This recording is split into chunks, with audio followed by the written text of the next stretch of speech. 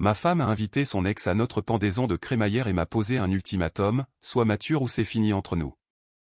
Alors, je lui ai serré la main, je l'ai regardé dans les yeux et j'ai prononcé 5 mots qui ont mis fin à mes 23 ans de mariage sur le champ.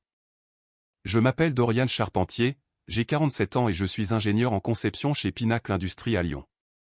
J'ai passé 23 ans à concevoir des charpentes métalliques qui soutiennent des entrepôts et des usines, des bâtiments qui durent, des fondations qui ne faillissent pas, et je pensais avoir construit la même chose à la maison. Nicole et moi nous sommes mariés jeunes, moi à 24 ans, elle a 23. 3 enfants sont arrivés, Manon il y a 17 ans, Léo il y a 10 ans et Emma il y a tout juste 4 ans. De grands écarts d'âge, mais ça fonctionnait. Nicole a rapidement gravi les échelons de l'entreprise, devenant directrice des ressources humaines chez Pinacle il y a 5 ans, la même entreprise où j'avais bâti ma carrière. On nous appelait le couple de pouvoir. Il y a 2 ans, j'ai acheté une maison pour nous, une belle bâtisse bourgeoise de 4 chambres dans une banlieue calme de l'Ouest lyonnais. J'ai payé comptant, l'acte de propriété est à mon nom, Nicole avait dit qu'on l'ajouterait plus tard une fois installée, et je n'ai pas insisté. Le mois dernier, nous avons enfin emménagé et Nicole voulait organiser une pendaison de crémaillère. Cette conversation a eu lieu un mardi soir, j'étais dans le garage en train de trier des outils quand Nicole est entrée, son téléphone et un verre de vin à la main. Elle avait ce regard, celui qui dit qu'elle a déjà pris une décision et qu'elle m'informe simplement. Je pensais à la liste des invités pour la crémaillère, a dit Nicole en s'appuyant contre l'établi. J'ai posé ma perceuse et demandé qui elle avait en tête. Les habitués, les collègues, quelques voisins, ton frère, elle a fait une pause, faisant tourner son vin, et j'ai invité Camille. Le nom m'a frappé comme une gifle glacée. Camille Perrault, son ex-petite amie de la fac, le type qu'elle qualifiait de toxique et contrôlant quand nous avons commencé à sortir ensemble. Camille, ton ex-Camille, ai-je demandé. Oui, a répondu Nicole en prenant une gorgée sans croiser mon regard, il m'a contacté il y a quelques mois, on a discuté, il travaille chez Pinacle maintenant, au service marketing, transféré le trimestre dernier. Ma mâchoire s'est contractée. Il travaille chez Pinacle? Depuis quand? Depuis mars, je ne l'ai pas mentionné parce que je savais que tu réagirais de manière excessive. J'ai répété lentement, réagir de manière excessive? Tu parles à ton ex depuis des mois, il travaille dans notre entreprise et tu n'as pas pensé à le mentionner. L'expression de Nicole s'est durcie, voilà, c'est exactement ce que je veux dire, nous sommes des adultes Dorian, Camille et moi sommes amis maintenant, c'est tout, je ne laisserai pas ton insécurité gâcher notre fête. Le mot m'a piqué. Nicole, ce n'est pas de l'insécurité, c'est une question de respect, tu invites ton ex chez nous sans en discuter d'abord. Elle a posé son verre avec un bruit sec. J'en discute maintenant et j'ai besoin que tu sois mature à ce sujet, Camille viens, si tu ne peux pas gérer ça, alors peut-être que nous devons reconsidérer beaucoup de choses. Voilà, l'ultimatum, délivré avec la même précision froide qu'elle utilisait pour licencier quelqu'un au travail. Je l'ai fixé, l'esprit en ébullition. Une partie de moi voulait dire absolument pas, mais une autre partie, celle qui avait passé 23 ans à maintenir la paix, a hésité. Bien, me suis-je entendu dire, il peut venir. Les épaules de Nicole se sont détendues. Merci, je savais que tu comprendrais. Elle est retournée vers la maison, me laissant avec une sensation de nausée. Cette nuit-là, allongé dans le lit à côté d'elle, j'ai réalisé que je venais de franchir une ligne que je ne pourrais plus effacer. J'avais donné la permission pour quelque chose que je savais être faux, mais je ne savais pas encore à quel point c'était grave. Le lendemain matin, j'ai dit à Nicole que je devais faire des courses. Elle a à peine levé les yeux de son ordinateur portable, déjà plongé dans des tableurs et des emails. Manon était au lycée, Léo à l'entraînement de foot et Emma à la crèche. La maison était calme, trop calme. J'ai traversé Lyon pour me rendre à un garde-meuble à Villeurbanne, box 237. Je l'avais loué il y a 3 ans quand j'avais commencé à planifier ma stratégie de sortie. Ça semble paranoïaque, je sais, mais 23 ans dans l'industrie vous apprennent une chose, ayez toujours des systèmes de secours, préparez-vous toujours à une défaillance structurelle. Le box sentait le béton et le vieux carton. À l'intérieur se trouvaient 3 boîtes d'archives, chacune étiquetée avec des noms anodins, dossiers fiscaux 2019, dossiers d'assurance, documents personnels. Personne n'y regarderait à 2 fois. J'ai sorti la première boîte et l'ai ouverte sur le sol. L'acte de vente de la maison était sur le dessus, l'original, uniquement à mon nom. J'avais dit à Nicole que nous passerions en propriété commune une fois installés, mais je n'avais jamais déposé les papiers chez le notaire. La maison était à moi, entièrement payée, sans crédit, elle ne pouvait rien réclamer. En dessous se trouvait la documentation commerciale. Il y a 2 ans, Nicole avait lancé une idée, une entreprise de conseil secondaire pour aider les fabricants à améliorer leur processus RH. Elle s'occuperait du marketing et des relations clients, je fournirais l'expertise technique. Ça semblait bien sur le papier. Nous l'avions établi comme une SARL, mais ce que Nicole ne savait pas, c'est que je l'avais structuré avec soin, les statuts me désignaient comme gérant unique avec pleine autorité. Elle avait accès au compte professionnel, certes, mais je contrôlais l'entité elle-même. Chaque contrat, chaque relation client, chaque actif était légalement le mien. J'ai ensuite sorti les relevés bancaires. Notre compte joint montrait une activité normale, paiement des charges, courses, électricité, mais il y avait un autre compte, un que j'avais ouvert il y a 5 ans dans une autre banque. Chaque prime, chaque chèque d'heure supplémentaire, chaque honoraire de conseil y allait. Nicole n'a jamais posé de questions sur l'argent car elle supposait que tout allait sur le compte joint. Ce n'était pas le cas. Ce compte séparé contenait maintenant 240 000 €. Le 3e élément m'a retourné l'estomac, une enveloppe Kraft marquée en mars-octobre.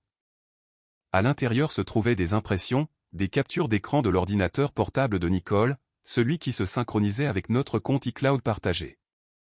Elle était devenue négligente il y a 6 mois, arrêtant de se déconnecter.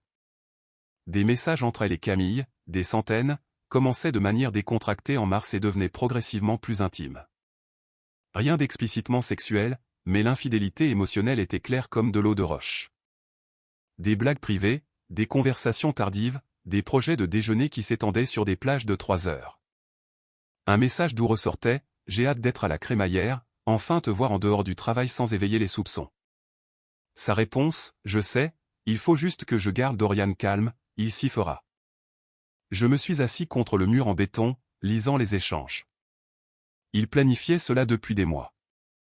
La crémaillère n'était pas juste une fête, c'était du théâtre, un moyen de normaliser la présence de Camille, de me faire passer pour le déraisonnable si je m'y opposais. Le dernier document était une lettre que j'avais écrite il y a 3 semaines, enveloppe scellée, mon écriture sur le devant, si je pars. À l'intérieur, une seule page, Nicole, si tu lis ceci, je suis déjà parti. Tu veux de l'immaturité? La voilà. Je ne me bats pas, je ne discute pas, je ne te donne pas la satisfaction d'une scène.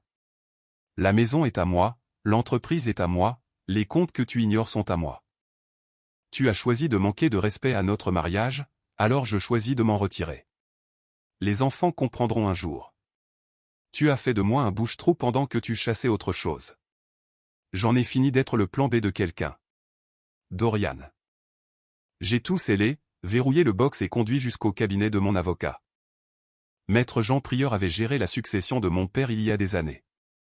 Un type solide, discret, qui ne posait pas de questions inutiles. Dorian, a-t-il dit en me serrant la main, qu'est-ce qui t'amène? J'ai posé un dossier sur son bureau. J'ai besoin que tu prépares les papiers du divorce. Tout est là, actif, compte, documentation. Je veux qu'ils soient prêts à être déposés, mais ne les dépose pas encore, je te dirai quand. Jean a ouvert le dossier, parcouru le contenu et a laissé échapper un sifflement bas. Tu as planifié ça. Juste préparé, ai-je dit. Peux-tu avoir tout prêt pour vendredi prochain?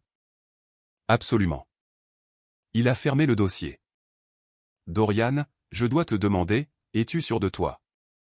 J'ai pensé au visage de Nicole la nuit dernière, le rejet froid, l'ultimatum, le manque total de respect pour ce que nous avions construit.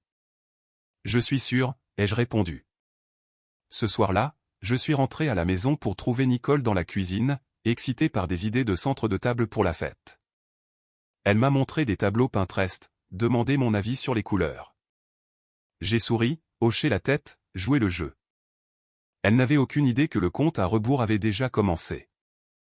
Vendredi soir, 3 jours avant la fête, j'étais dans le garage en train d'organiser des cartons quand Manon est apparue dans l'encadrement de la porte. Ma fille de 17 ans se tenait là, les yeux rouges et les bras croisés comme si elle essayait de retenir quelque chose. « Papa, on peut parler ?» Sa voix tremblait. J'ai posé le carton que je tenais. « Bien sûr, Qu'est-ce qui ne va pas? Elle est entrée, a fermé la porte derrière elle et a éclaté en sanglots. Pas des pleurs d'adolescente dramatiques, c'était profond, brut. Je l'ai serrée dans mes bras et l'ai laissée pleurer sur mon épaule. Quoi que ce soit, on trouvera une solution, ai-je dit doucement. Manon s'est reculée en s'essuyant le visage. J'aurais dû te le dire il y a des mois, je suis tellement désolé papa, tellement désolé. Mon estomac s'est serré. Me dire quoi? Elle a pris une inspiration tremblante. En mai dernier, j'étais au centre commercial de la Pardieu avec des amis, on est allé à ce café près de l'entrée et j'ai vu maman. Elle a fait une pause. Elle était là avec un homme, pas toi. J'ai gardé ma voix stable. Que faisait-il? Ils étaient assis très proches, ils riaient, et puis la voix de Manon s'est brisée à nouveau, il l'a embrassée sur la bouche. Pas longtemps, mais ce n'était pas amical. Papa, c'était mal. Le garage a semblé rétrécir soudainement. Est-ce qu'elle t'a vu? Ouais, elle est venue me voir après son départ. Elle m'a dit que c'était compliqué, que j'étais trop jeune pour comprendre les amitiés adultes. Elle a dit que tu réagirais excessivement si tu savais, que ça détruirait notre famille. Manon m'a regardé avec des yeux dévastés. Elle m'a fait promettre de ne pas te le dire et j'ai gardé cette promesse pendant 6 mois alors que ça me rongeait. Je l'ai serré contre moi à nouveau. Ce n'est pas ta faute, rien de tout ça. Mais j'aurais dû te le dire, a-t-elle chuchoté. Je savais que c'était mal, je savais que maman mentait mais j'avais peur. Peur que vous divorciez, peur que Léo et Emma me blâment pour avoir brisé la famille. Manon, regarde-moi. J'ai attendu qu'elle croise mon regard. Tu as été mise dans une position impossible. Ta mère t'a manipulée. C'est sa faute, pas la tienne. Elle a essuyé son visage avec sa manche.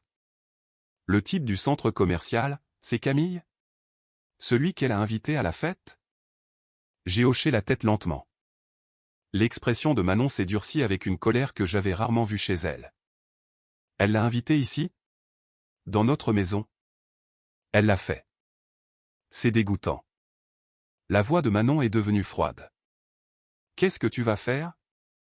J'ai pensé aux documents dans le box, à l'avocat préparant les papiers, à la planification minutieuse. Je vais m'en occuper. Mais j'ai besoin que tu me fasses confiance et que tu ne dises rien à ta mère pour l'instant. Tu peux faire ça? Elle a étudié mon visage, lisant quelque chose. Tu savais déjà. Je me doutais. Tu viens de confirmer. Manon est restée silencieuse un instant. Papa, je ne veux plus la voir te faire du mal. Quoi que tu prévois, je suis de ton côté. Léo aura bientôt l'âge de comprendre. Et Emma? Elle a 4 ans, elle aimera celui qui sera là pour elle. La voix de Manon était factuelle. Et d'après l'année passée, ça a été surtout toi. Elle avait raison. C'est moi qui faisais le bain, les histoires du soir, les réunions parents-prof. Nicole avait été présente mais absente, toujours sur son téléphone, toujours distraite. Après la fête, ai-je dit prudemment, les choses vont changer. Ça pourrait être dur pendant un moment. Manon a hoché la tête. Bien. Ça devrait changer. Elle ne mérite pas ce que tu lui as donné. Cette nuit-là, je suis resté éveillé en pensant à ma fille portant ce secret pendant 6 mois. Le poids de cela, la culpabilité. Nicole avait utilisé notre propre enfant comme complice de sa trahison.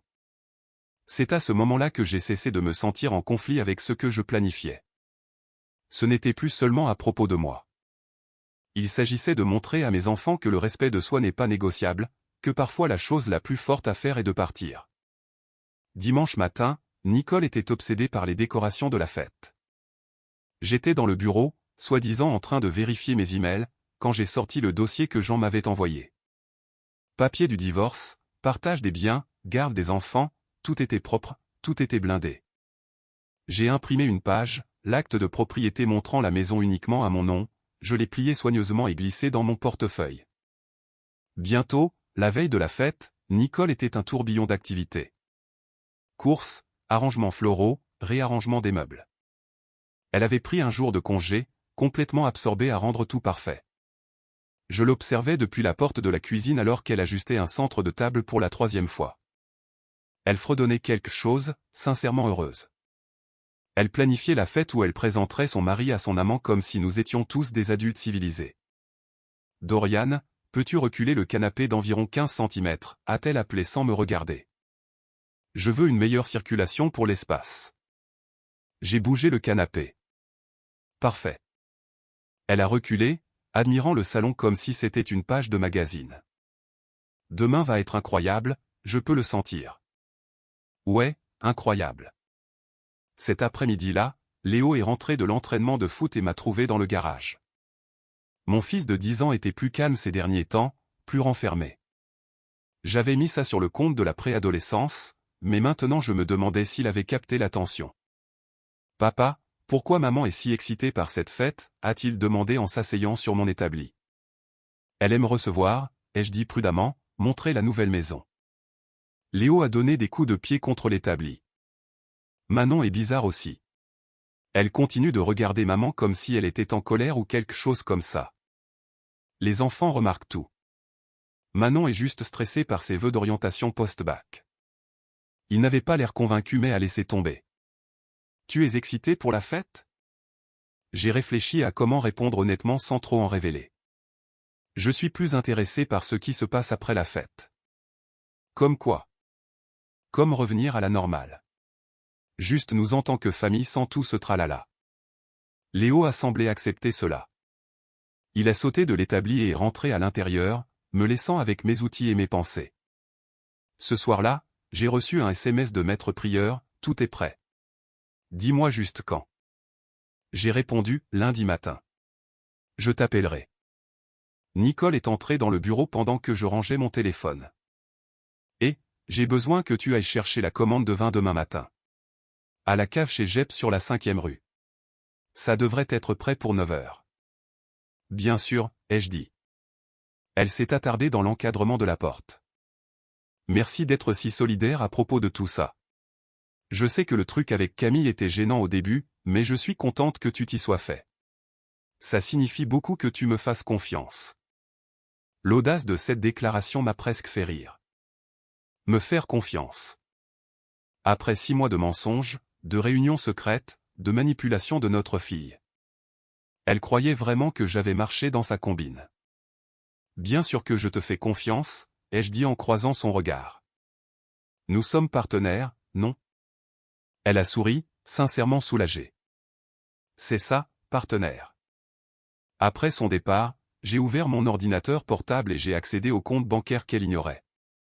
J'ai transféré encore 15 000 € de notre compte joint, paiement pour les fournitures de fête qu'elle avait accumulées sur la carte de crédit. Autant le déplacer maintenant avant qu'elle ne le remarque. Ensuite, j'ai ouvert les messages iCloud à nouveau.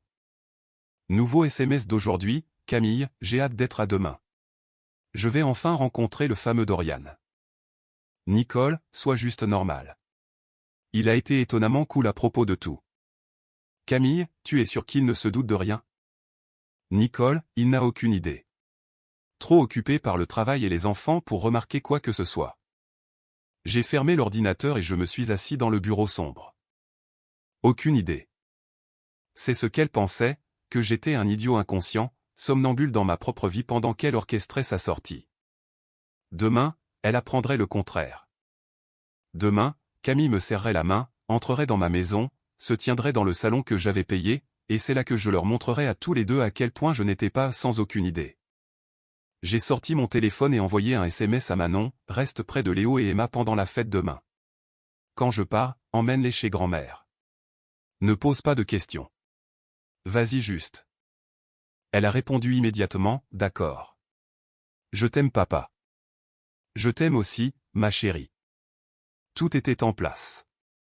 Les papiers prêts, les actifs sécurisés, la sortie planifiée. Nicole voulait sa fête. Elle allait la voir, juste pas de la façon dont elle l'attendait. Samedi matin, jour de la fête. Je me suis réveillé avec Nicole qui s'activait déjà dans la maison comme une tornade, vérifiant des listes et aboyant des ordres pour les glaçons et les serviettes. J'ai fait du café et je suis resté hors de son chemin. Manon est descendue tôt, m'a lancé un regard entendu et a emmené Léo et Emma prendre le petit déjeuner dehors. Fille intelligente, elle les éloignait du chaos. Vers midi, Nicole m'a coincé dans la cuisine. Elle avait l'air stressée. Coiffure parfaite, un peu décoiffée, encore en peignoir. Dorian, j'ai besoin que tu me promettes quelque chose. J'ai posé mon café. Quoi donc? Ce soir, quand Camille arrivera, j'ai besoin que tu sois mature à ce sujet. Sa voix avait de nouveau ce tranchant. Pas de tension bizarre. Pas de commentaires passifs-agressifs. Sois juste normal. Je l'ai regardé attentivement. Définis mature. Tu sais ce que je veux dire. Agis comme un adulte. Sois accueillant.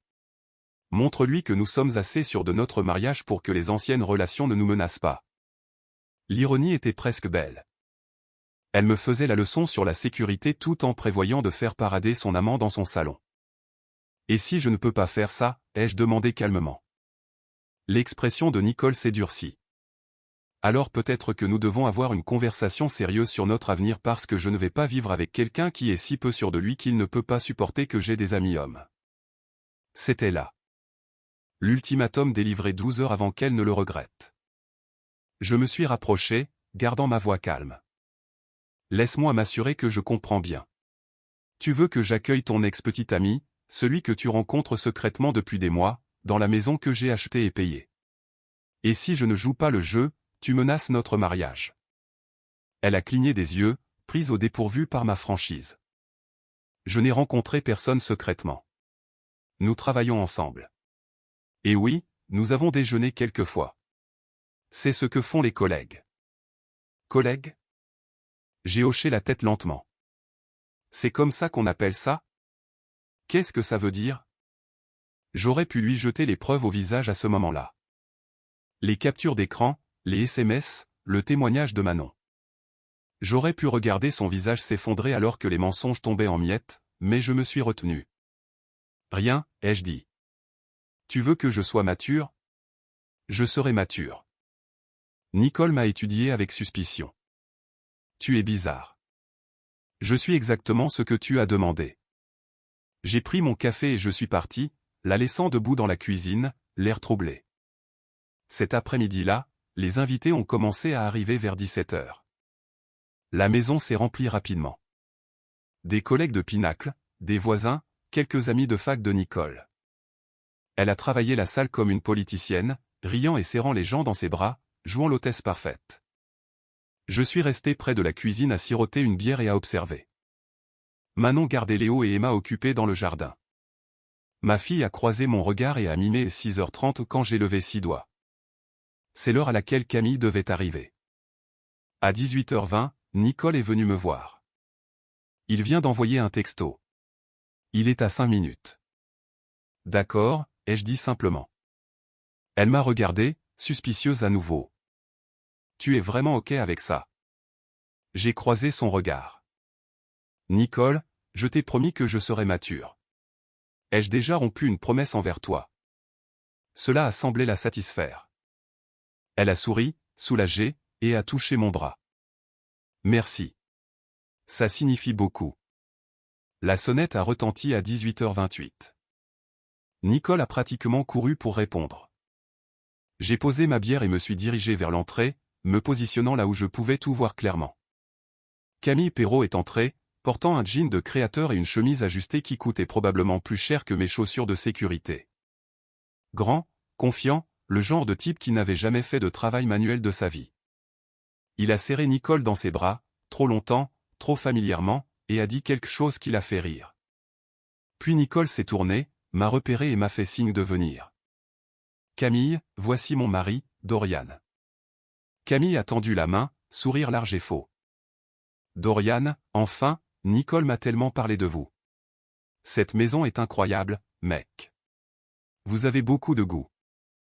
J'ai regardé sa main, regardé le visage plein d'attente de Nicole, regardé la douzaine de personnes à proximité observant cette introduction.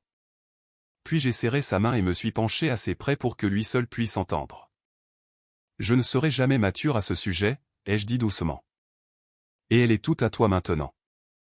J'ai lâché sa main et reculé, parlant plus fort. Excusez-moi, je m'en vais. Le sourire de Camille s'est figé. Quoi?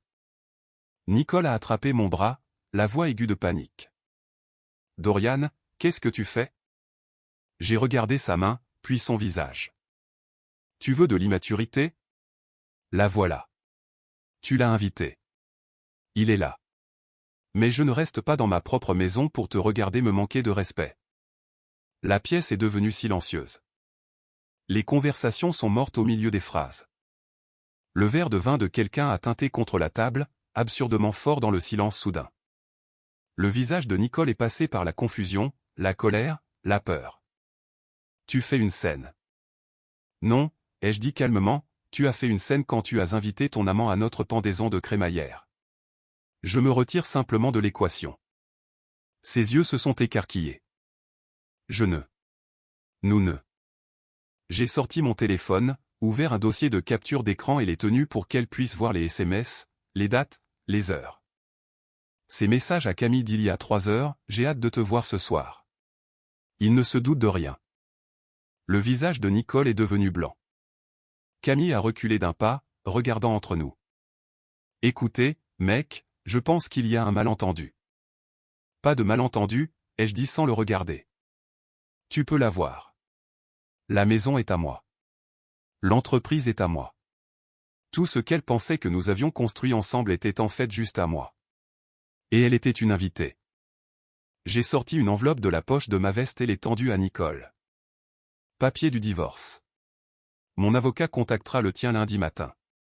Ne prends pas la peine de contester le partage des biens. Tu ne gagneras pas.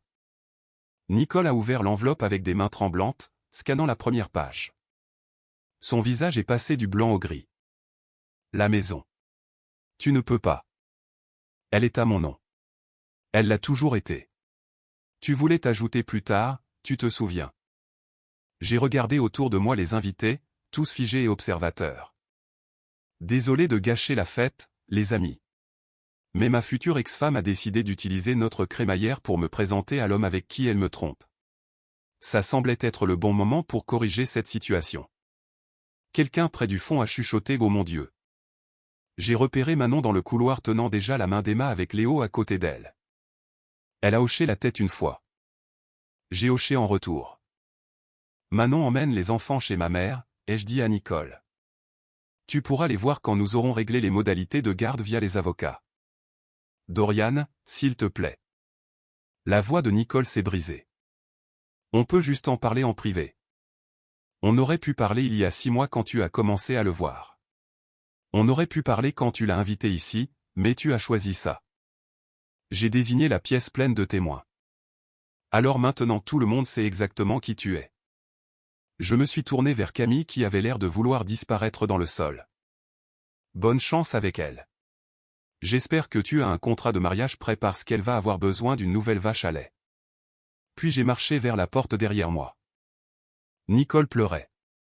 Quelqu'un qui ressemblait à son amie Maya demandait ce qui se passait. Camille essayait de s'expliquer à quelqu'un d'autre. Je m'en fichais. Je ne me suis pas retourné. Dehors, je suis monté dans ma voiture et je me suis assis un moment. Mes mains ne tremblaient pas. Mon cœur était stable. Je me sentais calme pour la première fois depuis des mois.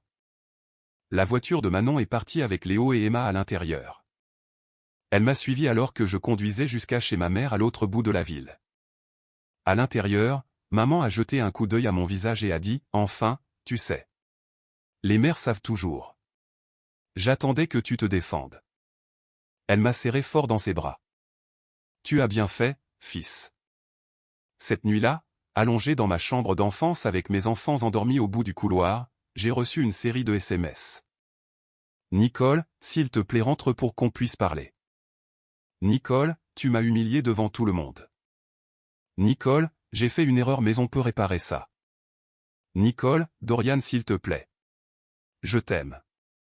J'ai supprimé chaque message sans répondre. Puis un de Manon, je suis fier de toi, papa. On l'est tous. Celui-là, je l'ai gardé. Lundi matin, j'ai rencontré Jean à son cabinet pour finaliser le dépôt du divorce. Il a étalé les documents sur son bureau comme un plan de bataille. L'avocat de Nicole m'a contacté ce week-end, a dit Jean. Daniel Faure, bon avocat, mais il ne travaille avec rien. Une fois qu'il verra la documentation sur les actifs, il lui conseillera de transiger. Qu'est-ce qu'elle demande ? La moitié de tout. La maison, tes comptes de retraite, l'entreprise, une pension alimentaire. Jean a souri sombrement. Elle pense vraiment qu'elle a droit à la vie que tu as construite. Qu'est-ce qu'on offre? Rien. Elle récupère ses effets personnels et ce qu'il y a dans le compte chèque joint, actuellement environ 8 000 €. Il a fait glisser un document vers moi. La maison a été achetée avec des fonds propres. L'entreprise est une SARL unipersonnelle à ton nom. Tes comptes de retraite ont été établis avant de la rencontrer et financés entièrement par toi. Et pour les enfants? Avec le témoignage de Manon sur la manipulation et les preuves de l'infidélité, nous demandons la garde principale. Nicole obtient un droit de visite surveillé jusqu'à ce qu'on établisse qu'elle n'amène pas Camille autour d'eux. J'ai signé les papiers. Combien de temps jusqu'à ce que ce soit fini? Le divorce pour faute peut prendre du temps, mais si elle ne se bat pas, on peut régler tout le reste en quelques mois. Jean s'est penché en arrière. Dorian, je fais ça depuis 23 ans. Je n'ai jamais vu quelqu'un planifier une sortie aussi minutieusement. Tu as tout documenté. Je suis ingénieur. Je ne laisse pas de faiblesse structurelle. Cet après-midi-là, j'ai reçu un appel de la DRH de Pinacle. Pas Nicole, mais sa patronne, Patricia Vasseur. Dorian, j'ai besoin que vous veniez pour une réunion. Cela concerne une question de personnel. Quel genre de question? Je préférerais en discuter en personne. Pouvez-vous passer demain matin? Je me suis présenté à 8 heures portant mes vêtements de travail, chaussures de sécurité et tout. Patricia m'a accueilli dans une salle de conférence avec un autre représentant RH que je ne reconnaissais pas. Dorian, merci d'être venu. Patricia avait l'air mal à l'aise. Nous avons reçu plusieurs rapports concernant un incident à votre domicile samedi dernier. Des rapports impliquant Nicole et Camille Perrault. Quel genre de rapport? Que vous les avez accusés tous les deux d'avoir une liaison devant des employés de l'entreprise et des invités. Elle a croisé les mains. Nous devons comprendre ce qui s'est passé. J'ai sorti mon téléphone et lui ai montré les captures d'écran. Voici ce qui s'est passé. Ma femme et un employé de Pinacle ont eu une liaison, incluant des réunions pendant les heures de travail. J'ai la documentation des SMS envoyés sur le temps de l'entreprise utilisant des appareils de l'entreprise. Le visage de Patricia est devenu pâle en faisant défiler les preuves. Il y a plus, ai-je dit. Vérifiez les notes de frais de Camille des 4 derniers mois. Vous trouverez plusieurs déjeuners et dîners facturés à l'entreprise. La personne qu'il rencontrait n'était pas un client. L'autre représentant RH prenait des notes frénétiquement. Nous prenons la conduite au travail très au sérieux, a dit Patricia prudemment. Cela nécessitera une enquête. Je suis sûr que oui. Mais je voulais que vous sachiez que j'ai gardé ma vie personnelle séparée du travail pendant des mois. Nicole a choisi de rendre cela public en invitant Camille chez nous et en forçant une confrontation. Je me suis levé. Je vous ai donné tout ce dont vous avez besoin. Ce que vous en faites est votre décision. 2 jours plus tard, Camille Perrault a été licenciée pour faute grave. Nicole a été mise à pied à titre conservatoire en attendant l'examen de son dossier. La rumeur chez Pinacle allait bon train, mais j'ai gardé la tête basse et me suis concentré sur le travail. Manon avait emménagé chez ma mère avec moi, aidant avec Léo et Emma. Ma fille de 17 ans était devenue farouchement protectrice de ses jeunes frères et sœurs. Maman a encore appelé, a dit Manon mercredi soir. Elle veut nous parler. Qu'est-ce que tu lui as dit? Que nous ne sommes pas prêts. La voix de Manon était dure. Elle m'a fait mentir pour elle pendant 6 mois. Papa, elle ne peut pas prétendre que ça n'est pas arrivé. Léo était plus calme, traitant tout à sa manière. Je l'ai trouvé dans le garage de ma mère samedi après-midi, assis sur un vieux banc. Papa, est-ce que toi et maman allez divorcer? Je me suis assis à côté de lui. Ouais, bonhomme. On le fait à cause de Camille. Parce que ta mère a fait des choix qui ont brisé notre famille. Camille en faisait partie, mais c'est plus grand que juste lui. Léo a donné des coups de pied contre le banc. Est-ce que c'est ma faute? Non. J'ai mis mon bras autour de lui. Rien de tout ça n'est ta faute. Ni la tienne, ni celle de Manon, ni celle d'Emma. C'est entre des adultes qui n'ont pas pu tenir leurs promesses l'un envers l'autre. Est-ce qu'on va aller bien? On va aller mieux que bien. Ça pourrait prendre du temps, mais on s'en sortira ensemble. 3 semaines après la fête, j'ai reçu l'appel que je redoutais et attendais dans une égale mesure. Monsieur Charpentier, ici le docteur Patricia Renard des services à la famille de Lyon. J'ai été désigné pour mener l'enquête sociale pour votre dossier de garde. Nous nous sommes rencontrés à son bureau le mardi suivant. Le docteur Renard avait la cinquantaine, professionnel avec le genre Dieu qui voit à travers les bêtises. Parlez-moi de votre mariage, a-t-elle dit. Je l'ai guidé à travers tout, la chronologie, l'affaire, la manipulation de Manon par Nicole. Je lui ai montré les preuves documentées, les captures d'écran, les relevés bancaires, la déclaration écrite de Manon.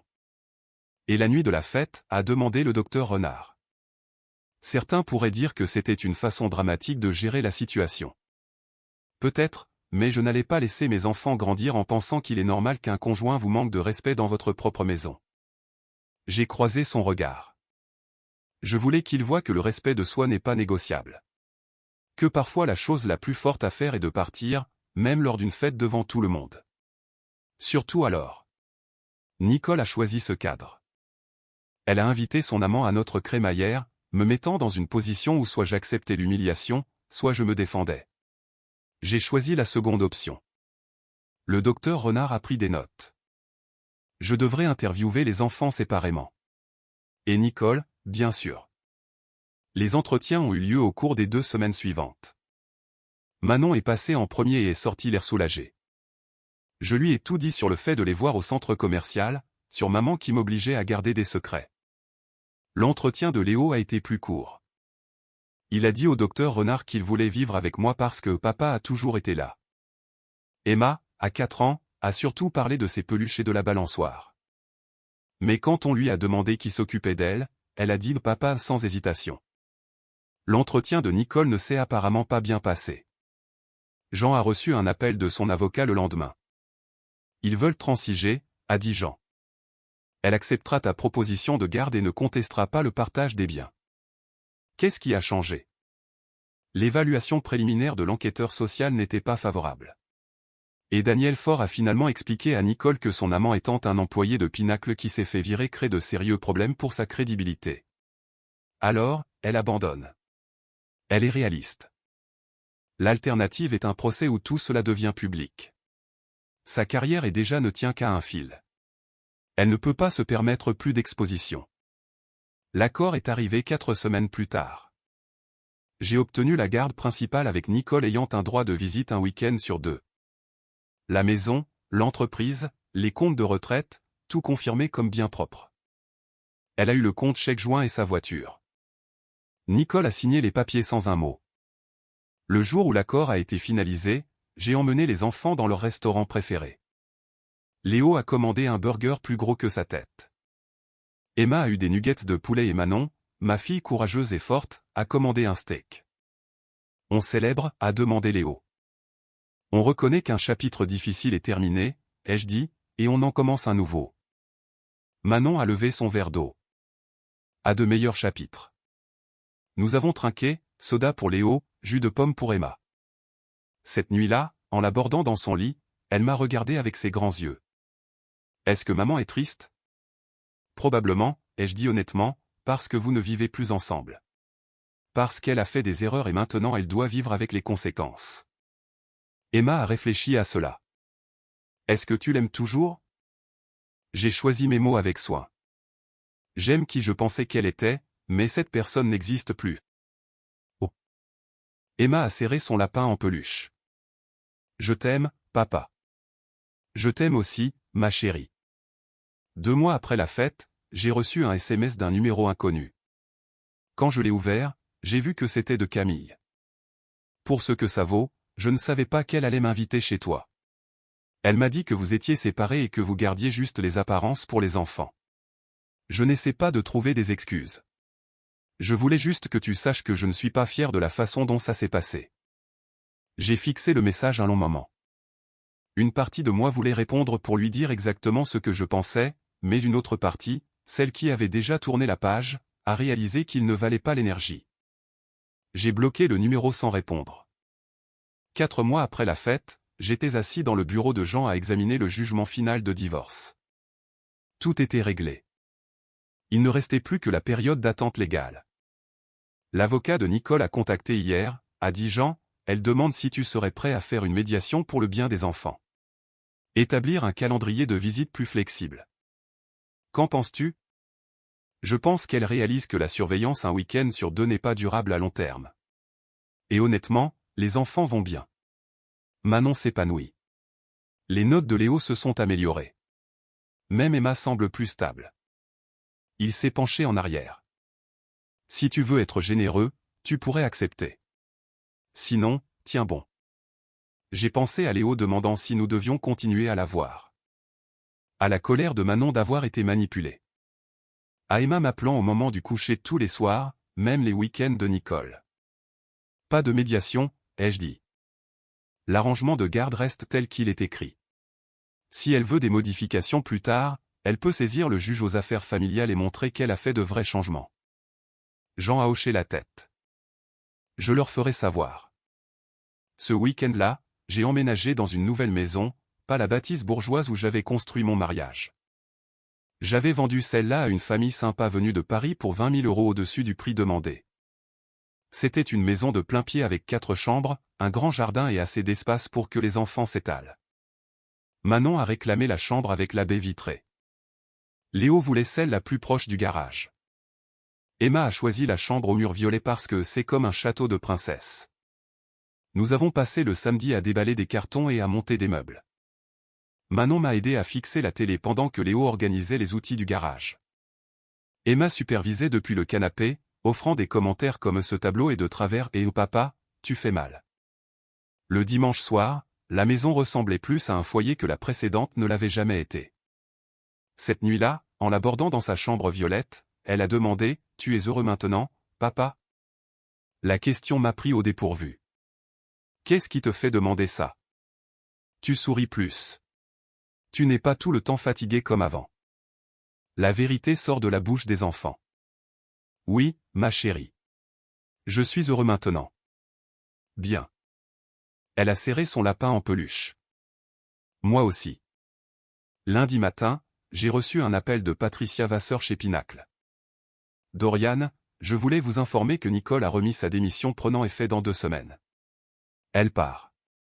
Compte tenu des circonstances et des conclusions de l'enquête, nous avons estimé que c'était approprié. Elle n'a pas été licenciée, mais fortement encouragée à chercher des opportunités ailleurs. Patricia a fait une pause. Je tiens également à dire que votre professionnalisme tout au long de cette situation a été exemplaire. Vous n'avez jamais laissé les affaires personnelles interférer avec votre travail. J'essaie de garder les choses séparées. Tout le monde ne peut pas faire ça. Votre prochaine évaluation de performance reflétera votre dévouement. Après l'appel, je me suis assis à mon bureau en pensant à Nicole. Elle avait perdu son travail, son mariage, sa maison, la garde principale de ses enfants. Tout ça parce qu'elle n'avait pas pu tenir ses promesses. Une partie de moi se sentait mal pour elle. Mais une plus grande partie se souvenait des larmes de Manon. De la confusion de Léo. D'Emma demandant pourquoi maman ne vivait plus avec nous. Les actions ont des conséquences. Nicole apprenait cela à la dure. Ce soir-là, Léo a demandé s'il pouvait me parler en privé. Nous nous sommes assis sur la terrasse arrière pendant que Manon et Emma regardaient un film à l'intérieur. « Papa, je dois te dire quelque chose. » Il avait l'air nerveux. Il y a environ 1 an, peut-être plus, j'ai entendu maman au téléphone tard le soir. Je me suis levé pour prendre de l'eau et elle était dans son bureau. La porte était un peu ouverte. Mon estomac s'est serré. « Qu'est-ce que tu as entendu ?» Elle riait, comme un rire vraiment heureux, et elle a dit quelque chose comme « J'ai hâte de te voir », et Dorian ne fait pas attention de toute façon au point. La voix de Léo était petite. Je ne savais pas ce que ça voulait dire à l'époque, mais maintenant je sais. Je l'ai serré dans mes bras. Ça a dû être effrayant de garder ça pour toi. Je pensais que j'avais peut-être mal entendu ou que c'était juste un truc de travail. Il s'est reculé. Mais ce n'était pas le cas, n'est-ce pas? Non, bonhomme, ce n'était pas le cas. J'aurais dû te le dire. Tu avais 10 ans. Ce n'était pas ta responsabilité. Je l'ai regardé dans les yeux. Rien de tout cela n'était ton travail à réparer ou à prévenir. Ta mère a fait ses choix. C'est sa faute. Pas la tienne, pas celle de Manon, pas celle de personne d'autre qu'elle. Léo a hoché la tête lentement. Est-ce qu'on va aller bien? On va déjà bien et on va continuer à aller mieux. Plus tard cette nuit-là, après que les enfants se soient endormis, je me tenais dans ma nouvelle cuisine en buvant du café et en regardant le jardin. La balançoire que j'avais installée le week-end dernier. Le potager que Manon voulait commencer au printemps. Le panier de basket que Léo avait demandé. C'était chez nous. C'était la famille. Pas parfaite, mais honnête. Pas ce que j'avais prévu, mais ce que nous avions construit à partir des ruines. Mon téléphone a vibré. SMS d'un numéro inconnu. Contre mon meilleur jugement, je l'ai ouvert. Dorian, c'est Nicole. Je sais que je ne suis pas censé te contacter directement, mais j'avais besoin de dire ça. Je suis désolé pour tout. J'ai détruit la meilleure chose que j'ai jamais eue parce que j'étais égoïste et stupide. Je n'attends pas le pardon. Je voulais juste que tu saches que je le vois maintenant.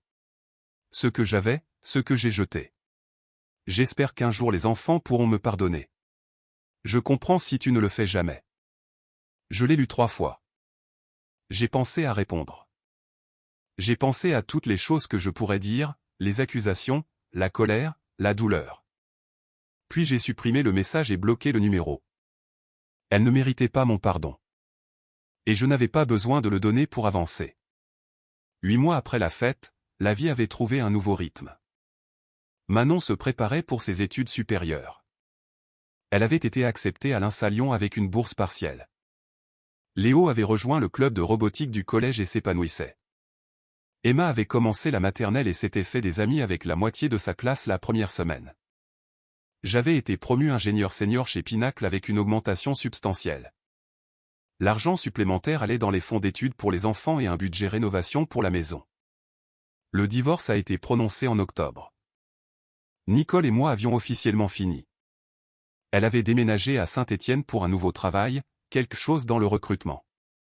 La distance signifiait qu'elle voyait les enfants moins fréquemment, mais les visites devenaient lentement moins surveillées à mesure qu'elle prouvait qu'elle pouvait maintenir des limites. Manon est allée la voir une fois, et est revenue silencieuse. Quand j'ai demandé comment ça s'était passé, elle a dit qu'elle avait beaucoup pleuré, s'était excusée pour tout. Je lui ai dit que je n'étais pas prête à lui pardonner encore. Peut-être jamais. Elle a dit qu'elle comprenait. Comment te sens-tu par rapport à ça? Soulagée surtout. Comme si je n'avais plus besoin de faire semblant. Manon m'a regardé. Est-ce que c'est terrible? Non, ma chérie. C'est honnête. Léo avait encore du mal avec ça.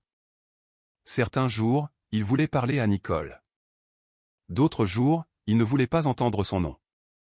Je l'ai laissé traiter à son propre rythme, je l'ai maintenu en thérapie et je me suis assuré qu'il savait que j'étais là chaque fois qu'il avait besoin de parler. Emma, résiliente comme toujours, s'est adaptée. Elle parlait à Nicole en appel vidéo tous les quelques jours, la tenait au courant de ses aventures en maternelle, montrait ses dessins.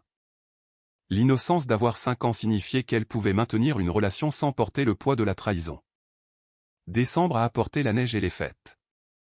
Nous avons décoré la nouvelle maison ensemble, installant un sapin dans le salon et des lumières le long du porche.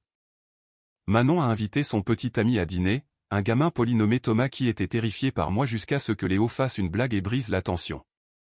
Le matin de Noël, nous avons ouvert les cadeaux en pyjama. Emma a eu les fournitures d'art qu'elle réclamait. Léo a déballé une nouvelle console de jeux avec des quantités appropriées d'enthousiasme adolescent. Manon a ouvert une enveloppe contenant un chèque pour ses livres du premier semestre et a pleuré. Papa, c'est trop. C'est exactement assez, ai-je dit. Tu as été forte pour cette famille toute l'année. Laisse-moi faire ça pour toi. Après que les enfants soient allés se coucher cette nuit-là, je me suis assis seul dans le salon en regardant le sapin. J'ai pensé à où nous étions il y a 1 an. Moi dormant dans la chambre d'amis chez ma mère. Les enfants confus et blessés. L'avenir incertain.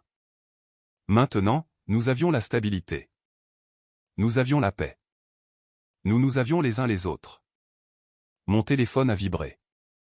SMS de Jean. Joyeux Noël. J'espère que toi et les enfants allez bien. J'ai répondu, nous allons mieux que bien. Merci pour tout. Tu as fait la partie difficile. J'ai juste fait la paperasse. Mais il avait tort. La partie difficile n'était pas la bataille juridique ou la lutte pour la garde. La partie difficile était de choisir le respect de soi plutôt que le confort. De quitter quelqu'un que j'avais aimé pendant 23 ans parce que rester aurait appris à mes enfants que le manque de respect était acceptable. La partie difficile était de leur montrer que parfois, aimer signifie lâcher prise. Le réveillon du Nouvel An, j'ai emmené les enfants chez ma mère pour le dîner. Elle avait été notre roc à travers tout. Nous logeant, gardant les enfants, offrant sa sagesse sans jugement. Tu as bonne mine, fils, a-t-elle dit pendant que nous rangions après le dîner. Plus léger. Je me sens plus léger.